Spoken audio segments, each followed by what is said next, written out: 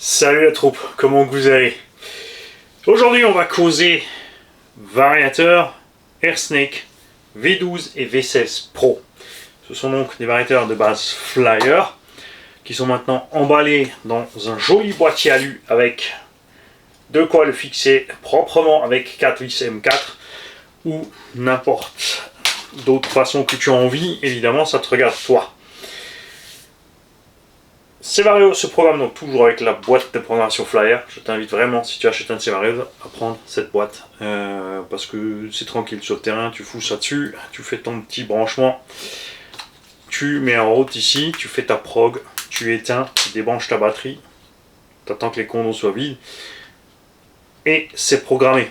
Tu n'as rien d'autre à faire. Tu peux aussi utiliser le dongle pour te brancher au PC. C'est de ça qu'on va causer. On a déjà parlé de programmation Flyer, on va faire un petit retour là-dessus pour être sûr que tout le monde a bien compris et que ceux qui ont un souci qui tombent sur cette vidéo sachent qu'il suffit de me contacter si ça coince.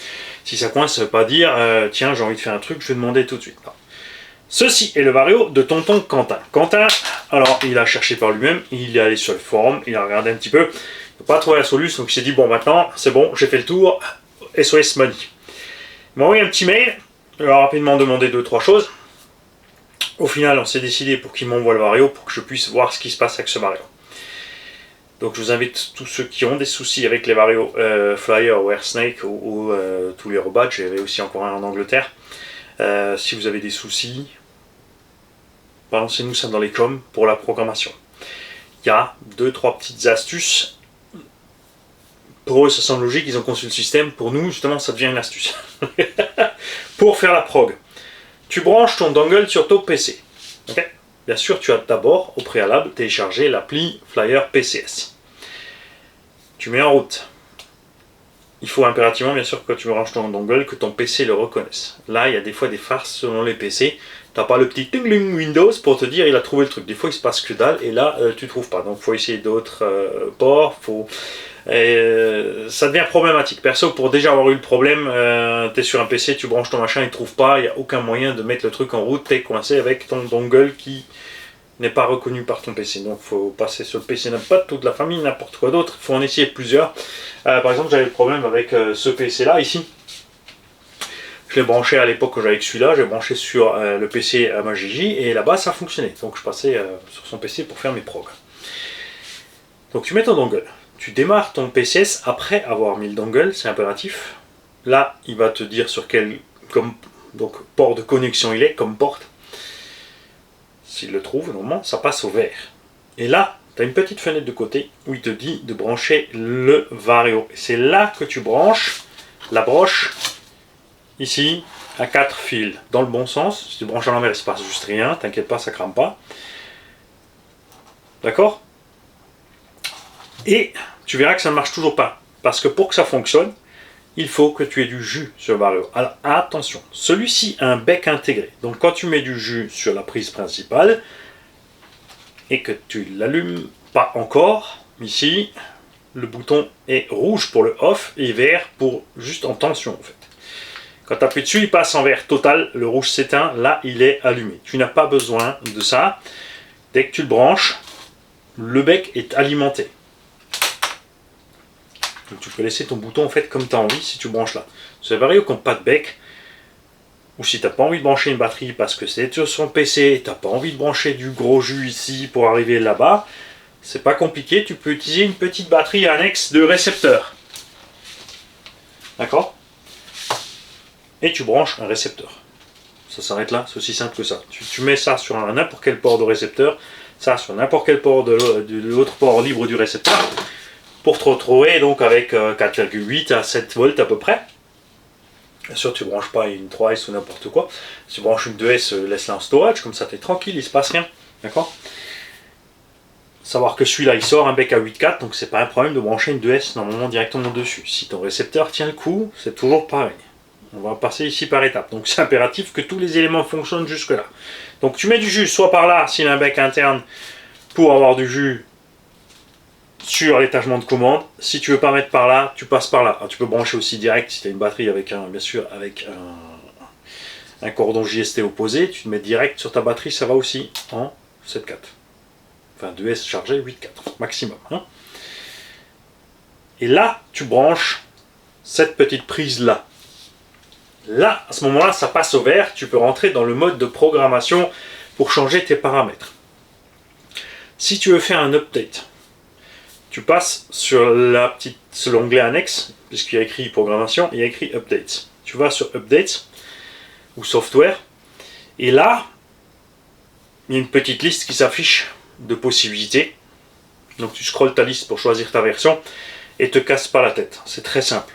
On va ici rester concentré bien sûr sur automobile, parce que tu as un bateau, hélicoptère, quad, des trucs encore plus dingues, parce que Flyer font des varios pour des quads qui transportent des gens.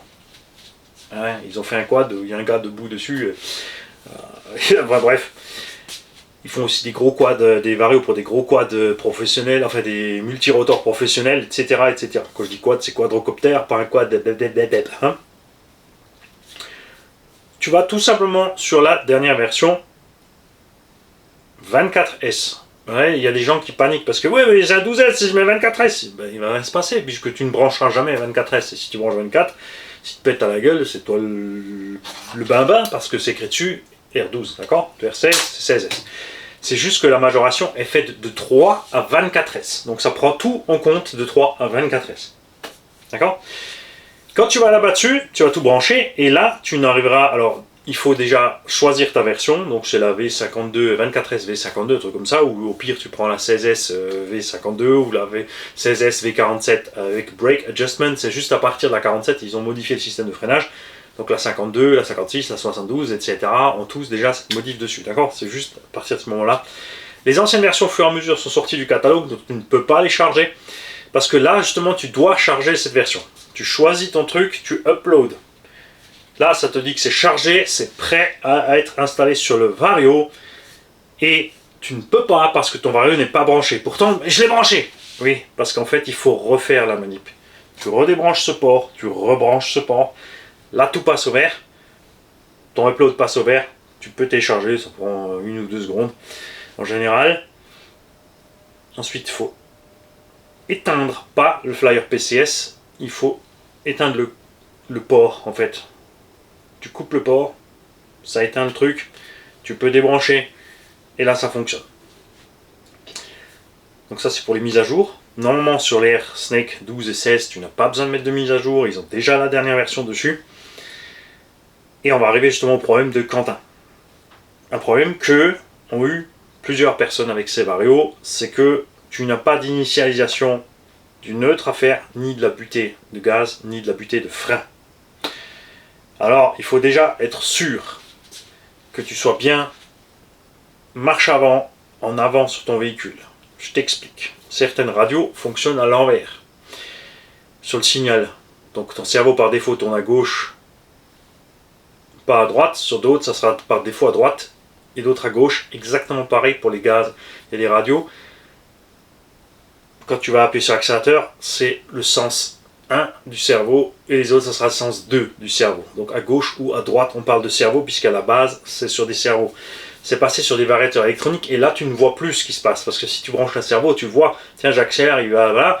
Et de l'autre sens, j'accélère sur l'autre radio, il va par là. Parce que c'est une position de départ par défaut. Tu n'as pas de bon sens ou de mauvais sens, c'est d'un sens ou de l'autre. S'il y avait 12 sens, ben, il y aurait 12 possibilités de réglage. Alors, pour l'instant, il n'y a que 2 sens linéaires. Il faut t'assurer que tu sois bien quand tu ailles en avant, en marche avant, parce que tu peux avancer à ta gâchette, ton véhicule va avancer, mais lui, il sera en marche arrière. Ok? Et là, le fonctionnement ne sera pas optimal. Donc il faut bien t'assurer qu'il est dans le bon sens. Pour faire ça, c'est très simple. Tu branches ta boîte de prod ou ton link et tu mets ta marche arrière à 50%. Par défaut, c'est 100% marche avant, 100% marche arrière, 100% de freinage. Parce que c'est vrai que ce genre de vario, généralement, on ne le branche pas sur un véhicule de débutant. On a tous des radios où tu peux régler ton frein séparément et débuter. Donc toi, tu es à 100% et après, tu peux régler ta radio. Je t'invite à mettre ta marche arrière à 50% ici. Comme ça, tu verras ce qui se passe tout simplement. Tu vas accélérer. S'il est à moitié en marche avant, eh c'est que tu es en marche arrière quand tu avances. À ce compte-là, tu dois inverser le sens de marche sur la radio et tourner 2 des 3 fils ici pour te retrouver dans le bon sens de marche. Ça, c'est très important aussi pour le timing. Par défaut, la puissance de démarrage est à 100%. Ça veut dire quoi? Ça veut dire, tout est à l'arrêt. Le vario ne sait pas où est le moteur encore, puisqu'il n'a pas tourné. Là, tu touches ta gâchette, le moteur, il met un à-coup, en fait. C'est bien le problème, il met un à-coup, il voit où il tourne, et après, si tu as mis ton petit à-coup de 1,5 mm, tu te mets un demi-millimètre de gaz et tu restes là, il y a le petit à-coup, et si tu restes là, il n'y a plus rien. C'est au moment où il y a l'à-coup, tu reprends tu touches encore un petit peu les gaz, et là tu peux rouler tout doucement. C'est juste un petit, vous l'avez vu sur le Raminator, tu as un petit à-coup de démarrage.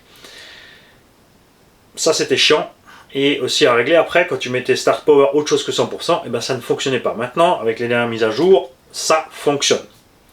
Et c'est là que s'est fait avoir Quentin, je pense. C'est qu'il a mis 5%. Quand on en a discuté par mail, on n'a pas pensé à passer tous les paramètres et tout voir. On a discuté grosso merdo de la prog, parce que lui, en plus, il n'arrivait plus à se connecter sur le PC.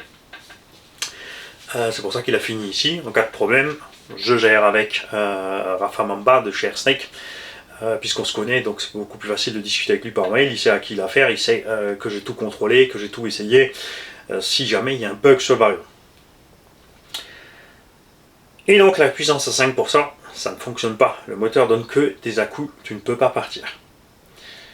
En dessous de 30%, ça devient problématique. Même à 30%, selon les moteurs, sur le Raminator à 30%, ça marche nickel. Sur une FG piste, on a essayé la voiture à litre, hein, comme ça, à 30%, ça part doux aussi. Le problème, c'est que quand tu lâches les gaz et tu reprends, tu te retrouves dans cette plage de 30%.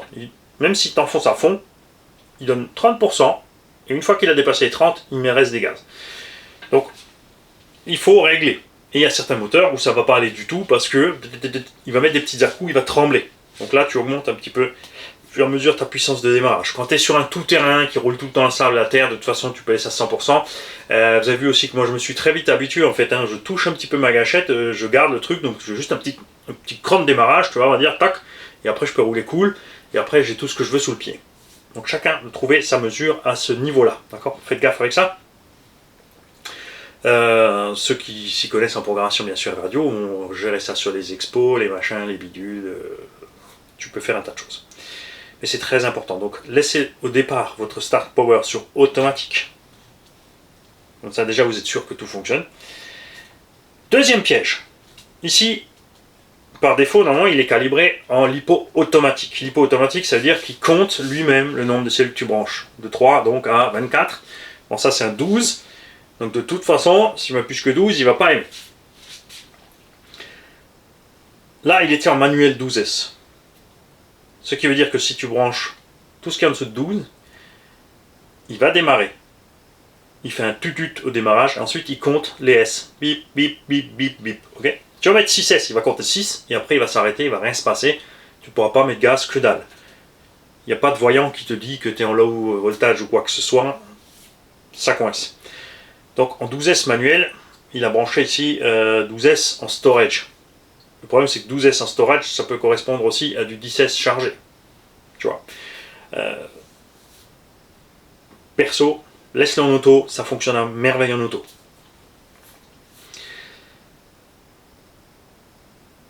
Donc si vous, je le répète, si vous avez des soucis avec ces Vario Flyer, après avoir fait les choses que je viens de vous détailler dans le bon sens, c'est-à-dire que tu prends ton Vario, tu prends ton dongle, tu as chargé ton PCS. Avec ça, tu ne peux pas faire de mise à jour, attention. Ça, c'est juste la preuve. Tu te branches ton dongle à ton PC, tu démarres le PCS. Ensuite, si tu branches ton Vario pour entrer dans le mode prog, si tu veux passer dans l'update, tu passes dans l'update, tu charges le bon update que tu veux mettre, tu le télécharges sur le PCS, tu débranches, rebranches ici, et ensuite tu le charges du PCS, donc de ton PC local, sur ton Vario. Ensuite, tu retournes en programmation et tu t'assures que tous les points soient aux bons endroits. Donc, Start Power Auto pour être sûr au départ. Si ça marche déjà après, comme dit, tu peux explorer, descendre 90, 80, 70, 50 où tu veux. Le cut-off, enfin le comptage des cellules sur Auto. Le cut-off perso, moi je le mets à 3,5 et on s'arrête du coup à 3,7. Sur le Raminator, on a mis 3,6 pour vraiment pas stresser parce qu'il fait 40 kg et on a 2 Vario à bord. On a une coupure à 3,8 mais le machin il roule quand même longtemps. Faites attention de ne pas vous faire piéger donc avec ce genre de réglage. Donc si tu as tout fait dans l'ordre et que ça ne fonctionne pas, tu me contactes. Si tu as un souci avec le dongle, comme dit, il faut d'abord essayer sur plusieurs PC différents. Il n'y a pas le choix.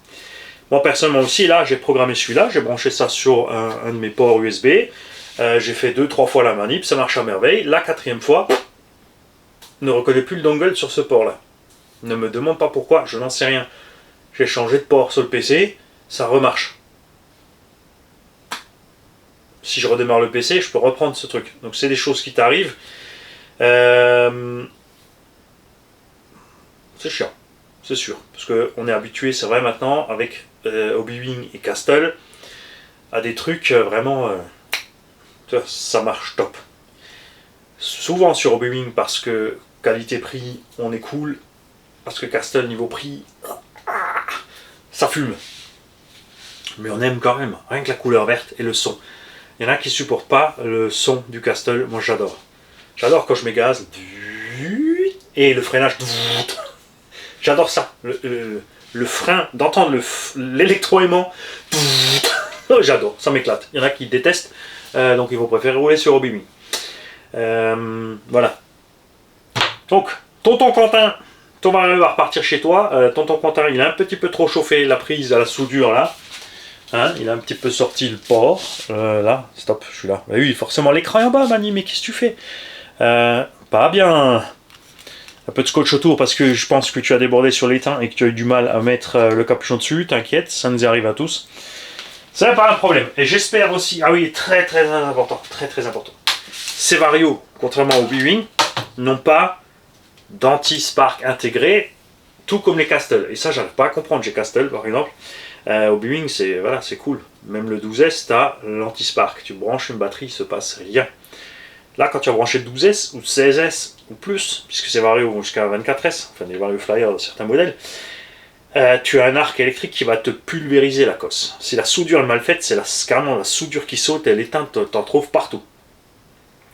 Il est impératif d'utiliser sur les Vario qui n'ont pas d'anti-étincelle, au-delà de 6S, des anti-étincelles. Et franchement, même les Vario 6, c'est vrai que les Castle en 6S, bah, on a l'habitude, aux branches, on débranche, tu as ta petite étincelle, c'est pas très grave. Ça encaisse, VXL fait la même chose.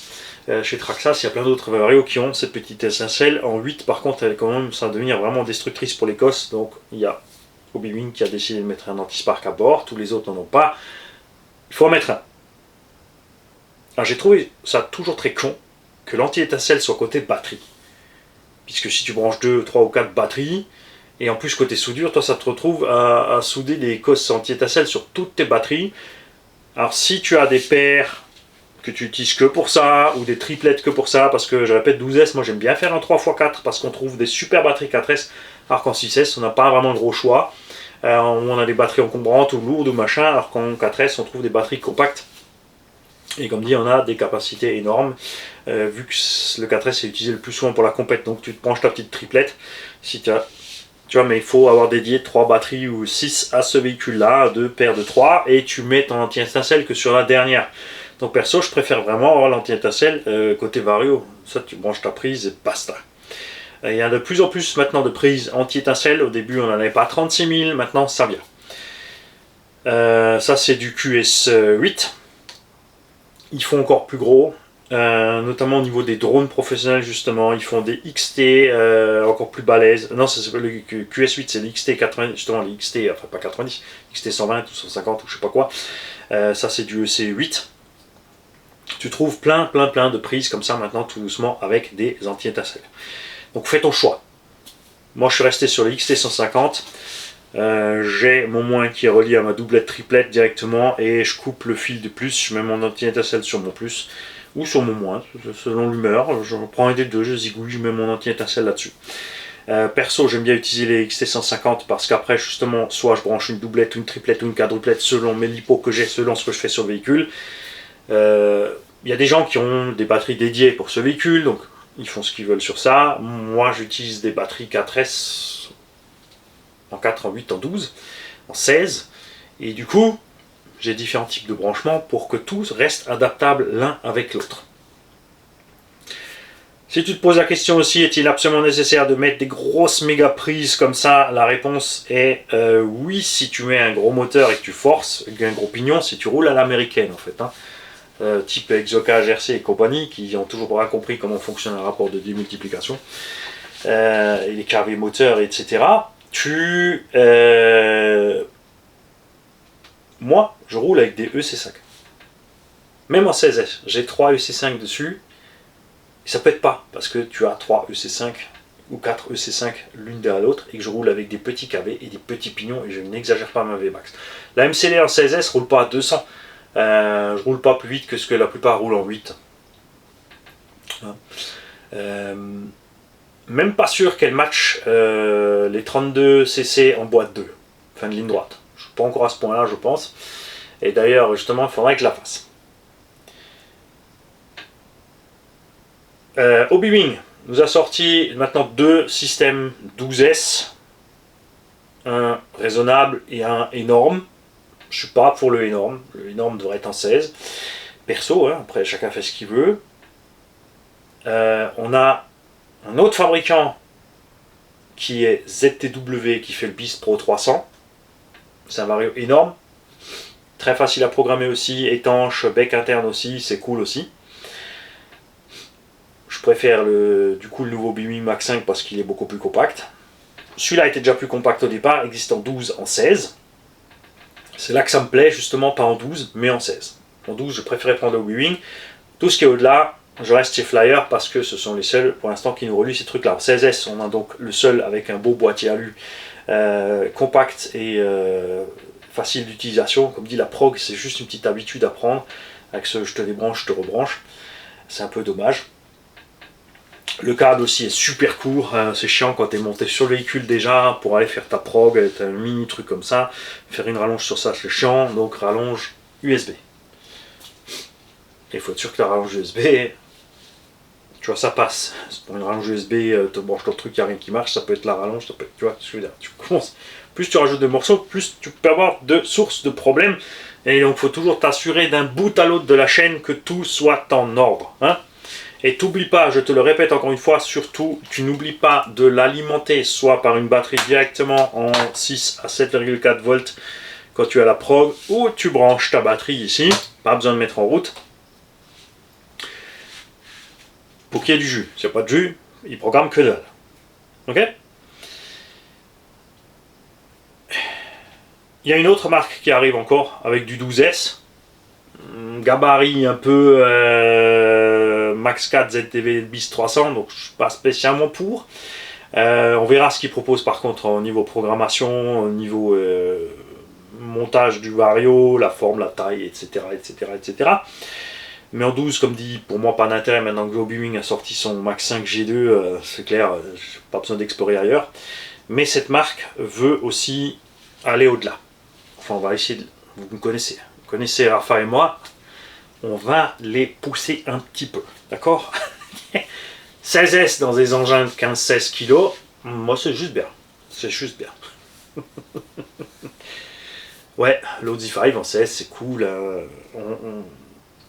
dans un Dragon Hammer, fait 20-22 kg, 16S ça passe bien parce que 2x4 par bac ça va rentrer. Ça serait rigolo vu qu'il fait 22 kg en 24S avec un 100 kV. Niveau moteur aussi, beaucoup ne le savent pas, mais il y a un truc complètement débile chez les ricains en ce moment. Ils t'inventent des puissances moteurs chez Castle. J'ai vu des vidéos, combo Castle 20-28 800 kV, 25 chevaux. Mais les mecs, ils ont fait quoi en maths? Ils sont envolés par la fenêtre, ils ont dormi. C'est quoi le truc? Tu peux pas sortir avec un système de 32 volts et un moteur en 58 par 113, 25 chevaux. C'est pas possible. Ta lipo, elle te pèterait à la gueule au moment où tu mets gaz. Alors je sais pas s'ils ont multiplié l'ampérage maxi que prend le Vario, 300 ou 400 ampères, ou le pic. Ils ont peut-être pris le pic, hein, tu vas me dire. Ils ont pris 1000 ampères, et ils ont fait ça x 32. Voilà, hop là. Je sais pas ce qu'ils ont fait, mais ils arrivent à 25 chevaux, et il y en a un qui a fait 2 setups, il en a mis 2 en parallèle, et il dit 50 chevaux. Et les gens ils cliquent, wow, amazing! Si tu as 50 chevaux avec 2 moteurs comme ça, 2 fois ça pour avoir 50 chevaux, faut que tu contactes les constructeurs automobiles. Absolument. Parce que ça veut dire que si tu mets 2 moteurs comme ça dans une Citroën AX, 50 chevaux pour 600 kg, normalement tu peux aller sur l'autoroute à 130. Et ben, tu arriveras pas plus loin de ton garage. Parce qu'au moment où tu vas mettre gaz, tes rotors vont te péter la gueule, tes varios vont cramer, les batteries aussi. C'est n'importe quoi. Ça n'a aucun sens, ils sont complètement débiles. Dans cette taille de moteur, les plus balèzes sont les SSS. Avec les beaux axes de 10, un SSS 58-113 en 500 kV, alimenté en... Enfin, si tu prends le 360 kV, alimenté en 22 S, il faut 22 ou 24 S sur ce moteur pour atteindre les 13 kW, donc 16-17 chevaux. Mais jamais la vie tu les sors en 8. Donc méfiez-vous avec ces chiffres, méfiez-vous quand vous voyez des vidéos. Tu multiplies pas la puissance max du vario par la puissance en watts annoncée du moteur, fois le voltage, fois pi, et je ne sais pas quoi. Ça ne fonctionne pas comme ça. Si tu veux la puissance d'un moteur, il faut mettre sur un test dynamométrique. Il faut coincer le rotor dans quelque chose pour le faire forcer, pour voir ce qu'il arrive à sortir en fait derrière, puisqu'on a une perte sur le rendement. Le voltage chute, plus ça force, plus ton voltage chute, et tu n'arrives jamais à des puissances comme ça. On sort en moyenne réellement 7000 watts sur un système comme ça en vitesse, ça nous fait 10 chevaux, mais 10 chevaux c'est en pointe. La pointe n'est pas la puissance constante, la pointe c'est au moment où il va forcer pour avancer, tu vois, c'est manie dans le tirage dorsaux, tu as un moment de couple maxi, et après s'il faut maintenir, tu tiens pas, tu vois, la puissance constante est la moitié en général, donc ces engins ont peut-être 5 chevaux réels en continu. Dans un engin de 10 kg, ça te fait un demi-cheval au kilo, et là tu vois que ça redevient raisonnable sur le comportement par rapport à ce que tu as en comportement de véhicule, consommation, etc. Là tu dis ah oui quand même, ouais, là je comprends, d'accord. Donc vous faites pas avoir avec tout et n'importe quoi de ce qu'on vous donne comme indication de puissance et je ne sais quoi. Si tu te poses la question aussi, oui, si tu prends ce variateur avec ce moteur 500 kV et tu mets 12 S, tu as définitivement la puissance d'un 32 cc essence. Dépendra de la taille des batteries pour ton autonomie, tout comme pour l'essence. Le mec il met 2 litres de réservoir et il te remet une cartouche sur l'autonomie. Et, hein, c'est sûr. En thermique, ils ont les boîtes 2, donc ça permet d'avoir une bonne accélération et une bonne Vmax. Si on met une boîte 2 sur un brushless, c'est moins efficace parce qu'on a des tours minutes délirants. C'est faisable aussi, et du coup aussi c'est vrai que si tu gardes ta deuxième vraiment étagée long, tu roules avec ta première de 0 à 90 et que tu gardes juste la 2 pour rattraper les essences sur la ligne droite, tu seras aussi au même point. Tu n'oublies pas que si tu mets une boîte de vitesse, il faudra remonter les freins pour te retrouver avec les freins méca. Et non, si tu as une boîte 2, tu n'as pas de différentiel central, donc tu ne peux pas augmenter le freinage de l'avant par rapport à l'arrière. Zéro, que chi, nada. Zéro. Tu vas freiner les 4 fers en même temps, puisque tu es sur un axe rigide, donc tu freines devant ou que tu freines derrière cet axe rigide, tu bloques les 4 roues. D'accord? Mais c'est juste que si tu as une boîte 2, tu te retrouves avec une roue libre. Donc tu ne peux plus freiner cet axe rigide avec ton moteur électrique. Ok? Il n'y a plus. T'es coincé. On en est toujours même, de toute façon. Arrêtez de vous guerroyer, mais amusez-vous plutôt ensemble, c'est plus simple. Parce que dans tous les cas, quand il n'y a pas de limite de monnaie, tu peux faire n'importe quoi. Si je prends un moteur de Biwiz avec un Vario et on monte ça dans une MCD, je dirais que tous les motoristes RC, eh ben, ils vont pouvoir remballer. Et d'ailleurs, je ne sais pas pourquoi ils ne mettent pas un Vario. Je ne comprends pas pourquoi ils ne mettent pas un Vario. Un système très simple, il aurait fait un mini variateur. Donc du coup, tu aurais une accélération phénoménale et une Vmax phénoménale aussi. Tu vois, c'est un système qui fonctionne. Je veux dire, nos petits scouts, ils avancent à 100 à l'heure quand on va les trifouiller un petit peu. 50 cc avec une centaine de kilos peuvent rouler à 110-120. Donc je pense qu'il y a vraiment de quoi faire en thermique en 25-32 cc avec un variateur. Je ne sais pas pourquoi il ne faut pas. Bref. Si tu as un pépin, tu n'oublies pas, tu sais où me contacter. Dans les commentaires de toutes les vidéos. Non, je reçois même sur les anciennes, je reçois le petit plimp comme quoi il y a eu un message. Le plus simple, bien sûr, c'est sur les dernières vidéos. Tu n'es pas obligé d'être sur le sujet exact où tu veux poser ta question. Tu commences par les commentaires, c'est là où je me trouve. Ensuite, je te dis, écoute, ouais, c'est plus complexe, on passe par mail. Le mail ne sert pas pour les discussions. Je t'envoie un mail avec une phrase, un mot, un truc, un bidule. D'accord? Ça me fait perdre trop de temps. Donc d'abord, on communique vite là. On va dire, on met les choses à poil. Et ensuite, on en vient sur la précision des trucs, surtout que tous les dépannages que je fais dans les commentaires servent à tous ceux qui vont tomber par là. On va dire, tiens, lui aussi il avait déjà le problème, ah ben en fait c'est même que moi, ah ben il l'a résolu, je vais faire ça, hop c'est résolu. Si c'est par mail, ça reste entre nous, du coup ça, tu vois, la communauté en profite pas, tu vois ce que je veux dire? Quentin, donc je te renvoie à ton matos, je compte sur toi pour me reprendre la soudure, les prises là. Prends un gros fer à souder, bien balèze, bien méchant, genre 150 watts, et faut pas chauffer longtemps. Non, c'est pas une EC8, oui, c'est une QC, c'est une QS, oui, c'est bien une QS8. C'est pas une EC, c'est pour ça que tu as fondu les trucs, c'est pour ça que moi je préfère les EC. Les EC, tu soudes la douille, et ensuite tu clips ta prise dessus, et c'est fait. Et tu n'as pas de souci de je te fais fondre le bins. Sur ce, j'y vais. Tous ceux qui ont de l'expérience avec ces Vario, qui ont eu des pépins, qui ont eu des trucs bizarres. Ah oui, alors, très important. Le souci qu'a eu Quentin, de tout ça, je m'éloigne aussi. Avant d'aller dans la prog et de se retrouver en panne, le souci qu'a eu Quentin, c'est de temps en temps un fonctionnement un peu erratique entre gaz et frein. Donc dès qu'il relâchait les gaz, la machine mettait un à-coup brutal pour le frein. Ça vient de la plage de neutre de ta radio. Comme tu ne calibres pas le butée, tu te rends compte, j'ai failli oublier le point le plus important. Comme tu calibres pas le neutre et les butées maxi-mini, il faut impérativement avoir une radio réglable parce que il y a certaines radios où quand tu seras à fond, lui il y sera pas encore. Toi tu es à fond de gâchette, mais lui il y sera pas parce qu'il faut augmenter la course. Si tu vas au-delà de la course, tu vas accélérer, il va accélérer et là tu vas sortir de la plage de gaz.